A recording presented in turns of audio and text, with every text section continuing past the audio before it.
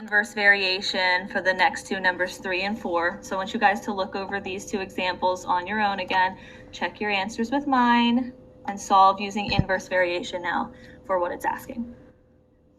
All right, the next part are these little tables. So identifying direct and inverse variation. So again, we're just going to use direct and inverse. So for direct, we know that y equals kx. So if we solve this for k, we divide both sides by x, and we get k equals y divided by x. So if we have a constant ratio of y divided by x, we can say that the table is direct. For inverse over here to the right, we know y equals k divided by x is our equation for inverse variation. Solve this for k, we multiply both sides by x, so we get k equals x times y. So we say that k has a constant product in inverse variations. So when we determine whether each of these data sets, these tables, are direct or inverse, we need to figure out, okay, what is the k value? Is it a constant ratio for direct, or is it a constant product for inverse? So we test that. Well, for direct, k equals y divided by x. So I take all these y values, divide them by x, I get 3.2, 0.2, and 1.8. Definitely not the same number. Now if I try inverse k equals x times y, so here's x times y. When we take x times y, 3.75 times 12 is 45. 15 times 3, 45. 5 times 9, 45. We get a constant product here of 45 all the way across. So we say that this first table is an inverse variation.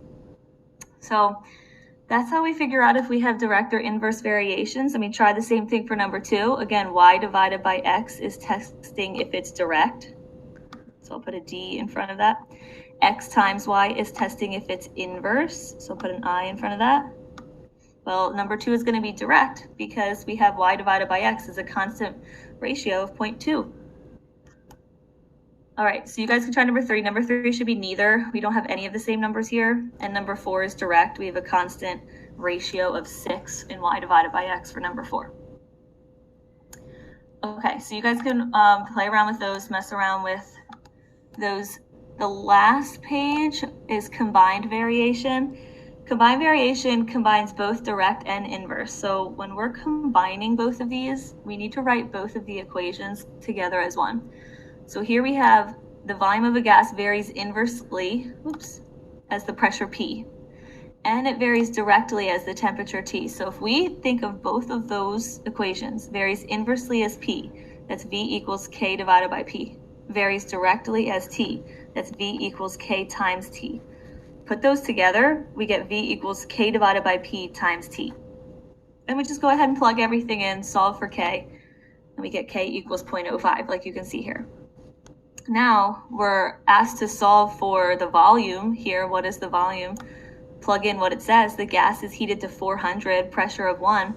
So go ahead and just plug all this in. We have K, we have the temperature 400, we have the pressure of 1. So 0.05 times 400 over 1. We get our volume of 20 liters. All right, so take a look at number 2. Again, you guys can try the same thing here going on in number 2. It's another varies inversely and then varies directly. So when you try that, we should get an answer of 3600 J, which stands for joules, which is a type of unit of measurement in physics. All right, so that is section 8.1. I hope that made sense. Make sure you watch the Khan Academy video I posted as well, and I will talk to you guys soon.